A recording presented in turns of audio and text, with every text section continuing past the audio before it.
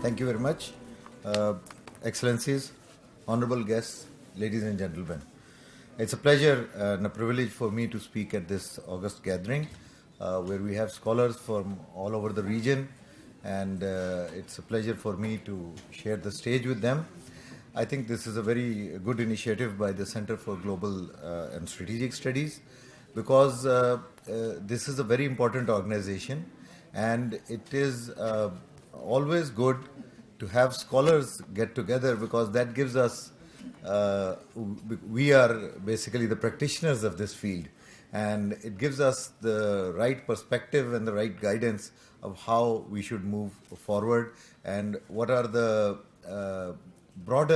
what are the forests that we should look at, because we are always looking at the trees and we are growing the trees, but it is the scholars who guide us that how should we look at the forest as a whole and how our tree fits into that forest. So it's a pleasure to be here and to listen to all the scholars, and we benefited a lot from the session earlier in the morning, and I hope that my humble contribution will be interesting for you.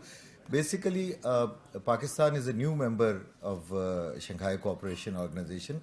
We've been here since 2017, and it is, I think, a very important aspect of our diplomacy.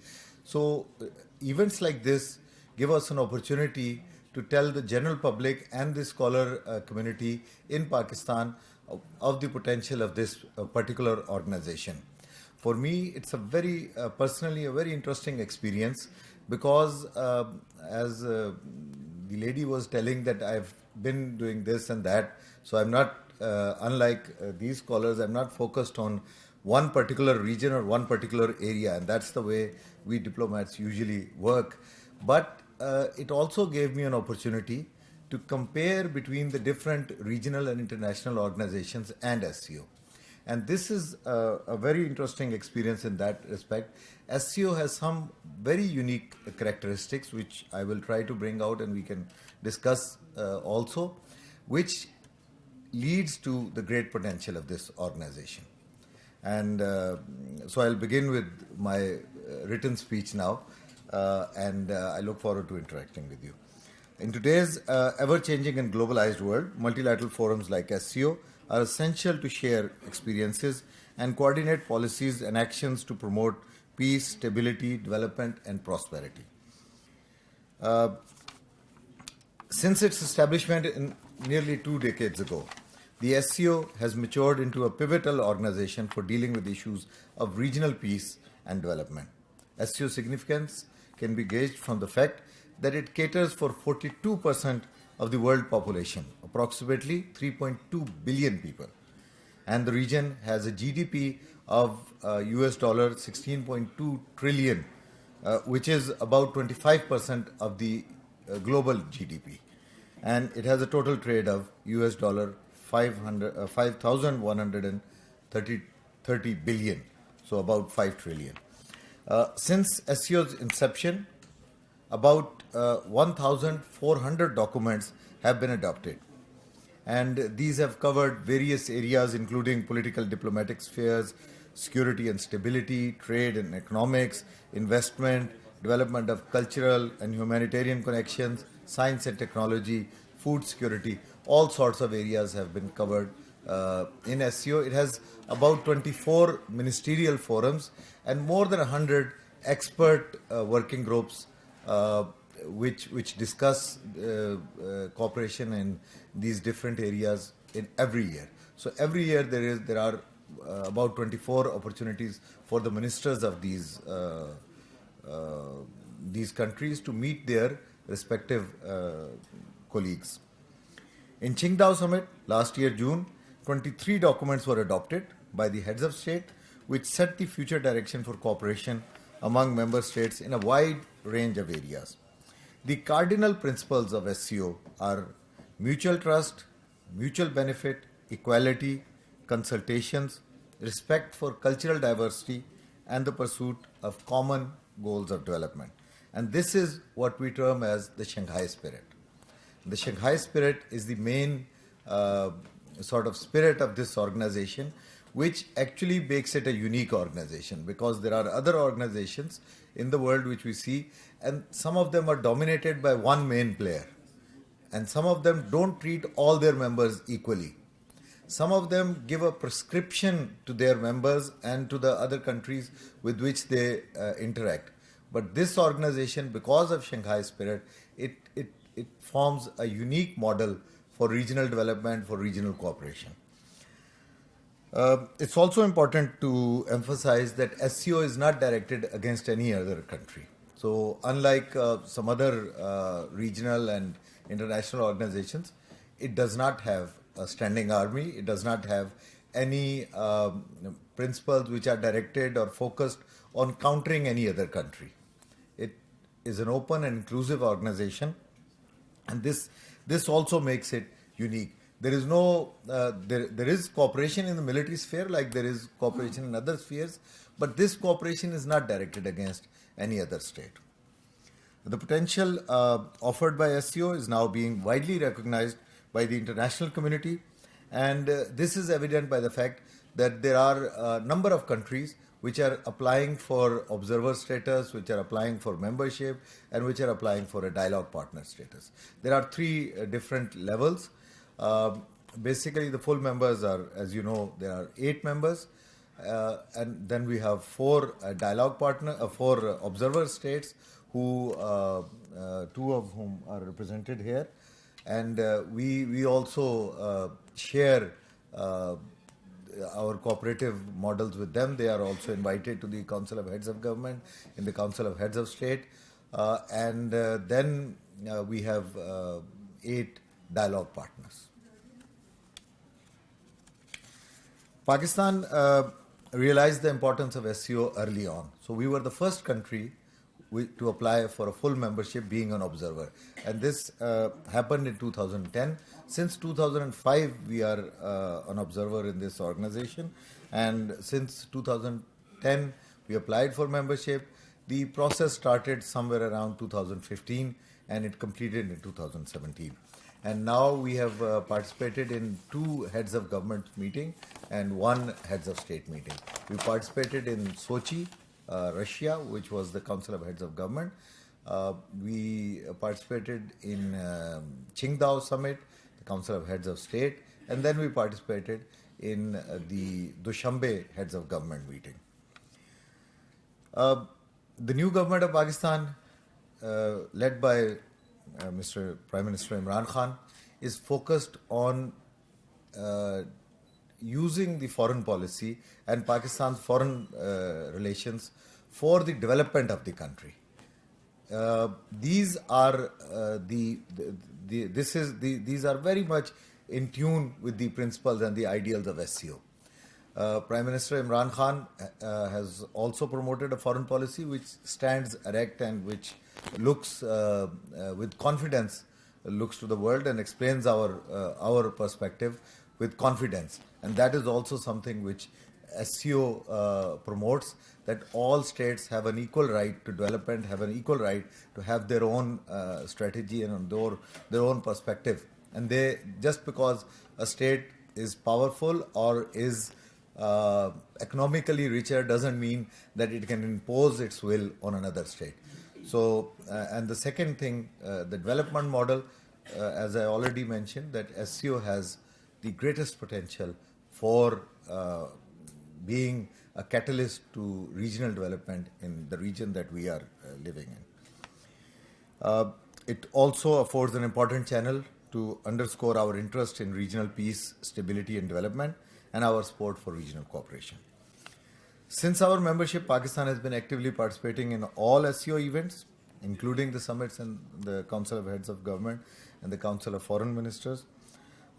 We believe that Pakistan can contribute a lot in realizing the objectives for which SCO stands. To start with, Pakistan's rich experience in multilateral diplomacy, in UN peacekeeping, in anti-colonial movement, that puts us in a unique position, in an ideal position to contribute towards the goals of SCO. Our multilateral experience, we believe, can be handy for SCO in developing and furthering SCO's linkages with other international and regional organizations. We also believe that Pakistan's strategic location makes it a bridge between the different regions, between South Asia, between Central Asia, and West Asia. And it is a linchpin uh, in the overall strategy to achieve SCO's cherished goal of shared prosperity through greater connectivity and integration. In the last Council of Heads of Government, in which our delegation was led by the Foreign Minister Shah Mahmood Qureshi Saab, he proposed the idea of SCO Pakistan corridor, and by that idea we offered that SCO can connect to the warm waters to the global trade through Pakistan, and this was very welcomed by other SCO member states, and this is in the overall theme of the things that we are working on. We think that it is also in harmony with Pakistan's major flagship project, which is the China-Pakistan Economic Corridor.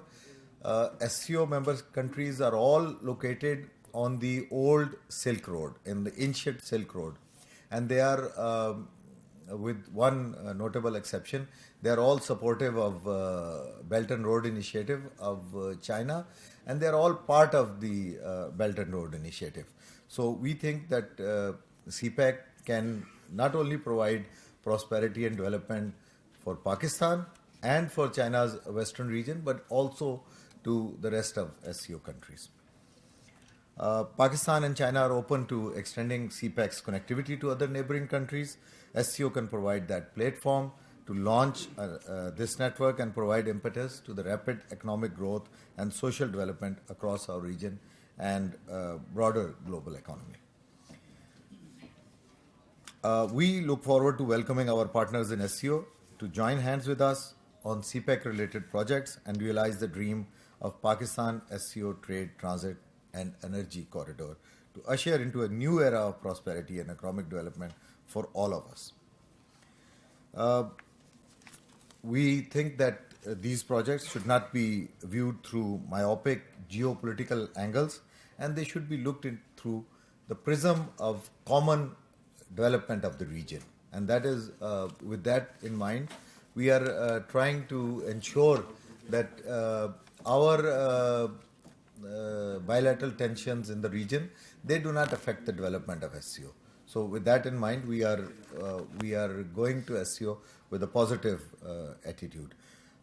Pakistan's significance does not lie only in being a transit country. We also think that Pakistan has a vibrant, growing consumer market, and that offers enormous potentials and enormous opportunities to other SCO member states. Ladies and gentlemen, Pakistan is fully aware of the threats posed by terrorism and extremism to regional and global peace, security, and economic development. And Pakistan is proud that through the immense sacrifices of our people and our armed forces, we have been the country which has the unique record of being able to successfully reverse the tide of terrorism and extremism. And in this process, we have sacrificed tremendously, and we salute all those brave men and women and our soldiers who have given their lives and who have sacrificed for this cause, which we think is the cause of Pakistan, and it is the cause of global peace and security. We also are playing our role within the SCO RATs, because SCO has two main bodies. One is the Secretariat, through which all the ministerial groups and the expert groups, they feed into the SCO Secretariat, and SCO Secretariat then takes all the decisions of the expert and ministerial working groups into the Council of National Coordinators, in which I have the honor of representing Pakistan. And then the Council of National Coordinator takes the strategic and important decisions to the foreign ministers and the heads of states. So this is the decision-making process. And the other body is SCO RATS, which is the Regional Anti-Terrorist Structure. This body is playing a vital role in peace and security in the region. It is helping us to cooperate and to build mechanisms for sharing experiences for the common enemy of terrorism. And in this forum, Pakistan is also playing a very active role. The Prime Minister has approved a joint working group in which different bodies, important organizations of Pakistan who are dealing with various aspects of this issue, they are all represented there, and with their cooperation, we are sharing our experiences, we are helping SCO in building mechanisms to counter the threat of terrorism in a better manner. Ladies and gentlemen, SCO's focus on social, cultural, and science and technology related areas sits very well with Pakistan's vision of regional cooperation in these sectors for benefiting our people and bringing them closer by enhancing mutual understanding and affinity. We look forward to active collaboration with SCO partners in education, in health, in culture, in sports, in science and technology, in information technology, and other areas with special focus. We also have some affiliated bodies like SCO Youth Council, which basically brings the youth together, and they also presented a document, which is a very important document approved at Qingdao, which is an appeal by the SCO heads of state to the youth to play their role against extremism. And that is a very landmark document by SCO. And the youth also play a very important role in developing better understanding. We have also SCO Business Council, which brings together the businessmen of SCO. We have SCO Interbank Consortium, in which the banks of the country, of the member states, they sit together and they share ideas and discuss cooperation on these areas. We have also SCO Forum, which is a forum for the think tanks to exchange their views, and that is also a very vital forum. So all these forums come together and they feed into the SCO mechanism. And this is, I think, the reason why I wanted to get into slight detail of this, that with these all mechanisms in place and with the Shanghai spirit, with this special focus, with these new members of Pakistan and India, I think SCO is poised to play a very important role in the global and regional scenario. And Pakistan is ready to play its role for supporting our friends in SCO to enhance cooperation with them. We think that SCO has matured as a trans-regional organization now, and we look forward to playing a role. And in this, I think we will be guided by the deliberations today. I would also like to mention that we've got a new Secretary General also, and he is Mr. Norov, who was the Foreign Minister of Uzbekistan previously. And with him in place, I think he has also brought a lot of enthusiasm into the organization. Kyrgyzstan is our chair this year. Last year it was China. And with the Chinese chairmanship in Qingdao, there were very wide-ranging decisions which took place and which gave this organization new vigor into this new era. And I think with the Kyrgyz chairmanship, we are very confident based upon the deliberations so far. I can tell you that this will also be a very successful summit. I thank you very much for your listening.